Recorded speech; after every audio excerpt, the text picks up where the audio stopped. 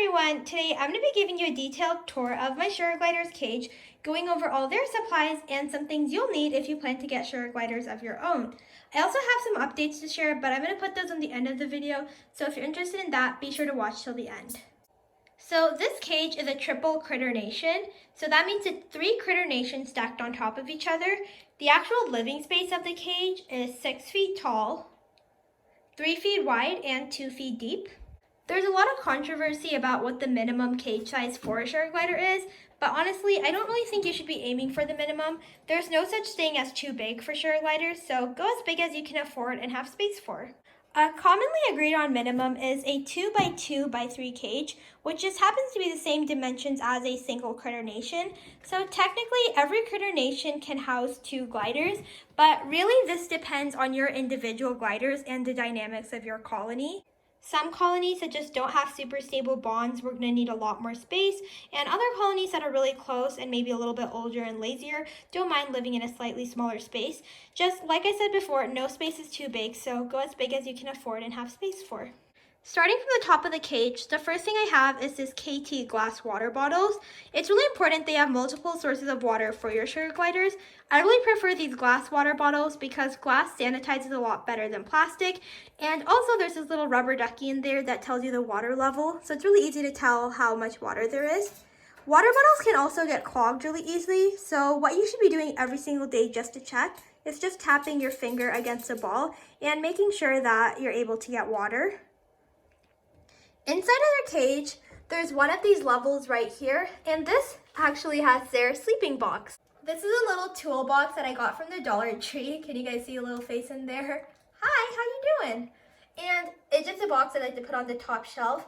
I always like to keep their sleeping pouches or their sleeping boxes in this cage really high up on the cage because I just find that that's where they prefer to sleep. And if I ever do have multiple sleeping pouches and one is higher than the other, they always use the higher one. I really like this because this box opens up all the way, so it's really easy to access the gliders. Underneath their second level, I have this rope bridge that I made. They really love it. They kind of use it as a tunnel and a bridge to climb all over, and they also love having this to glide off of. I actually made this. I think I'll make a DIY tutorial on it later, but it's a special type of paper cloths you can get that are meant for embroidering, and I use Rex lace, which is like a plastic shoelace material, and it's really easy to sanitize. It doesn't hold odor, and you can make some really cool designs out of it. So I have that hung here. With sugar gliders, it's really good to use plastic wherever you can as opposed to metal because metal can rust really easily, especially with their type of urine. So I use these plastic ceilings. An extra precaution a lot of people do is they actually cut plastic straws and put it over the ceilings.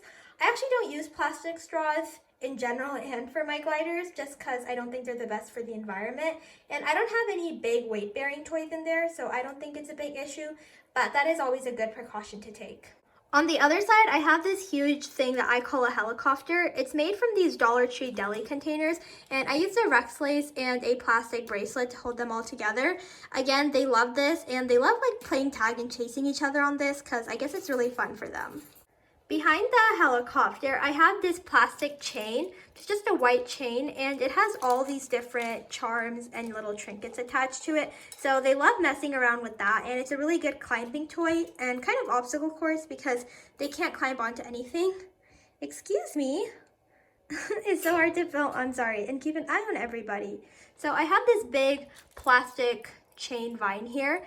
And then behind that, I actually have a little pig toy. So this pig toy is really cool because it's like a hammock and it's actually made from a thrifted little pig. And I actually got this from one of my friends. I didn't make it, but she did such a great job making it.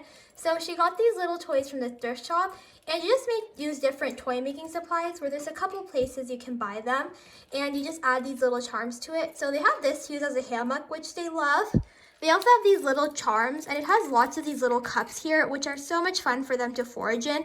I always hide little treats in there, and it just keeps them entertained. And probably their favorite part is this, which is like a little pulley system. So there's one bracelet here, and there's another one on the other side. And if you have any tail carriers, or even non-tail carrier gliders, they love playing with these. They'll kind of just pull these and try to take them into the pouch, and they'll do that. And for this setup, I just attached these extra chains here just to make one side of the pulley a little bit heavier, so it kind of resets on its own, and again, just more things for them to play with. I find that gliders really like being up high, so I try to put a lot of their favorite toys near the top and their sleeping pouches, since that's where they really prefer to spend a lot of their time. Moving down to the cage is the second part. In the second part of their cage, they still have these KT glass water bottles. Like I said, water bottles can clog easily, so it's really good to have multiple of them.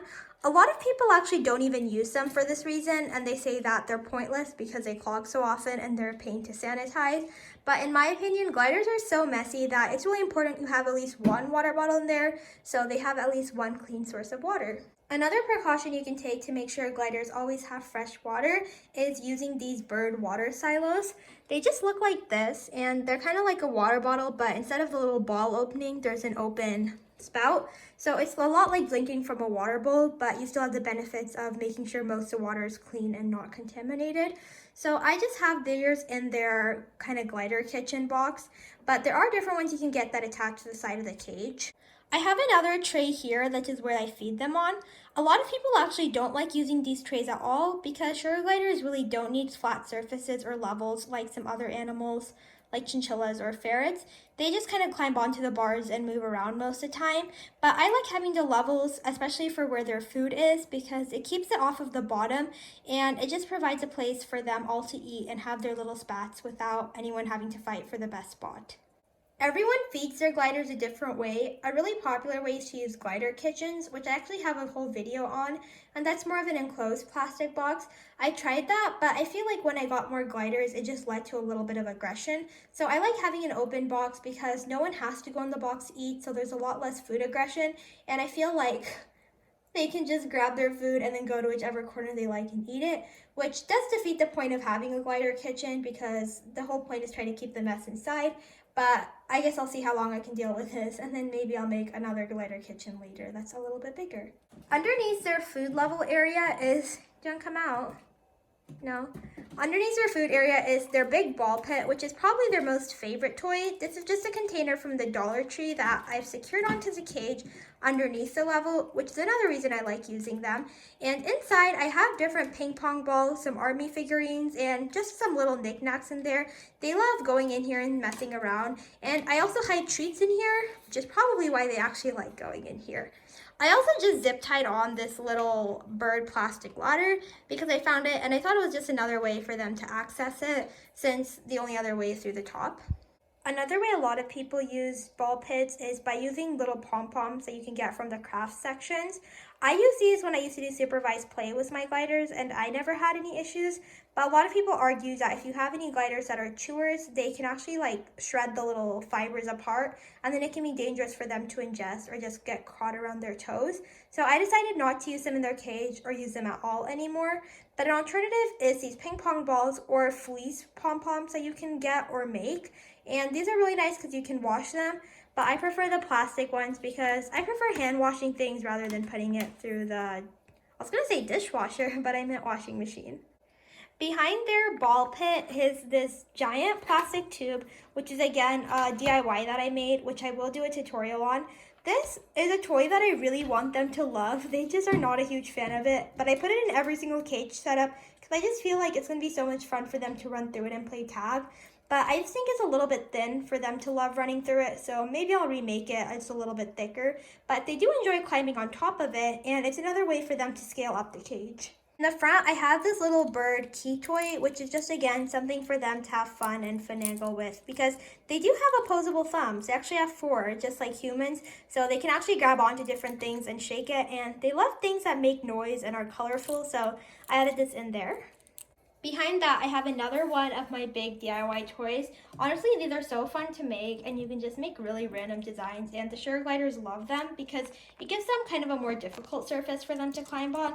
So I have this toy there, and then over here is a big hanging part from that very first peg pulley toy that I showed you in their top level. So as you can see, there's a lot of rings on it, which makes it go really far.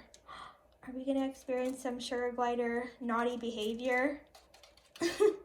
Then moving on to the other side are just some more charms and little danglies hanging from their white plastic chain, some baby links, And then back here, I do have a hammock. I try not to use a lot of fleece in their cage setups because I find that it holds the smell really bad. I feel like it never cleans up very well and it's just not very enriching for them. I see these beautiful cage setups where people have all these matching cage sets and it's all fleece, which looks great, but honestly it's not very enriching for the gliders because the only thing they can do on the fleece is really sit on it and pee on it. So I do have this hammock if someone wants to sit and observe from here. But for the most part, I try to avoid fleece and try to stick to more enriching things. Over here, I have another Dollar Tree. Oh my goodness, can you guys see? I think there's a glider in there. Who is in there? Hi! As you can see, they absolutely love the trash can. I think it's something about the smooth edges and them feeling like very enclosed in it. I'll let you go back to bed, sir. But these are actually really hard to find. You can get them at Dollar Trees and they usually have wheels on them.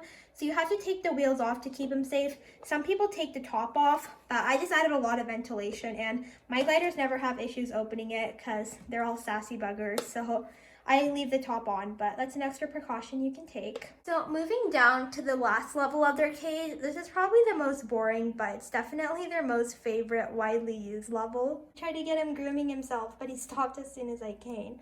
But anyways, on this level, I don't have any water bottles or anything like that. Their wheel is probably their most favorite toy, but I think it can be really dangerous. My biggest fear would be a glider just trying to get their water and then someone starts running on the wheel and knocks them off or something like that happening. So I try to keep the bottom very bare. A whole video about different Sugar Glider safe wheels, but these are the custom cruisers and these are my absolute favorite wheels because most wheels, when you see them, they turn from the center. And if you see these wheels, you'll probably think they're broken because the axle is not in the center. But the gliders love these so much and it really caters to them bouncing and how they play. So this is a like 3/4 bounce and this is the full bounce. So this one is a little bit more off center and they absolutely love it. This is where they spend most of their time. Whenever you buy wheels, you have the option to have them be a floor mount or a cage mount. Some wheels, like the Custom Cruiser, for example, which is just a little bit heavier, it only comes as a floor mount. But if you do have a cage mount, you can put your wheel higher up on the cage. I prefer not to do this only because, again, I'm scared of my gliders falling off or another glider getting hit while someone is trying to run. So I like just having the wheels near the bottom of the cage. And at the very bottom, I just have the Critter Nation tray. A lot of people like to use the bottom with just the bird cage wire, which is completely fine. Sugar gliders can't get bumblefoot or anything like that like most mammals can because when they sit, they don't really sit flat. They prefer to grab onto things the way a bird would. So you don't have to have a flat surface here. This is just how the Critter Nation cage is. And there's a really easy mod you can do to be able to slide the tray underneath. I just haven't done the modification and I don't mind having it like this. And I'm sure you guys noticed, but I do have this huge fleece blanket on the back of their cage. And that's less for them and more for me because sugar gliders are very messy animals. And if you don't have something like this, they will ruin your walls. So I just like to put a piece of fleece. Some things that other people use are the shower curtain inside plastic part. So you can use that. He's just messing with himself so much today. What you doing, man? What are you doing? He's so cute. But anyways, like I said, sugar gliders are very messy and they can often throw things and they just get on your walls. So I like to have the blanket there and it just keeps the cage a little bit warmer and helps them feel more secured. And the last thing I want to add is even though I don't have a lot of fleece in my cage personally, it is something a lot of people have and it's completely fine. And if it's something you decide you want, just make sure that the fleece you're getting is made from Sugar Glider approved vendors. Even though a lot of their supplies might just look like different rat and ferret supplies, the way Sugar Glider things have to be sewn is very unique to them because of how sensitive their nails are and how easily they can get caught in different strings. The only material that's safe for Sugar Gliders is, I think, denim and fleece, but most people just use fleece. And some people use things like cotton for the outside, but just go to an approved vendor. They know what they're doing and they have special sewing techniques and there's a whole process to be approved in these different groups. So just make sure you find a good vendor when you're getting your Sugar Gliders fleece supplies. Also, I just want to add in, as miraculous as you think their cage is, they are going to be bored if they have to spend every day 24 hours in there. So make sure you are letting them out for out of cage time and play time and having different things to make it constantly enriching for them. One thing I recently did in my animal room is kind of made this giant Sugar Glider climbing wall out of these plastic fencing that you use for gardens. This is completely safe for Sugar Gliders and it just gives them another way to play and interact. Also, this video is really just to serve as a guide. There's no specific way you have to set up your cage, and it's really what works for you and your individual gliders. So make sure you're paying attention to their specific needs. Also, don't be scared to change up their cage. I see a lot of people who kind of keep the same regular setup over and over again, but it's not something gliders really need. They really don't mind when their cage is switched up, and it really doesn't stress them out. They are very smell oriented, so it's really important when you are cleaning their cage, which I do have a video on how to clean a sugar glider cage. Make sure you watch that to know how to properly disinfect something. And if you are cleaning your cage, don't clean everything at once. Clean things in portions so that their complete smell doesn't go away. Because a lot of times people think they smell bad and then they clean the entire cage. And the sugar gliders are stressed because it doesn't smell like them anymore. So then they completely overmark.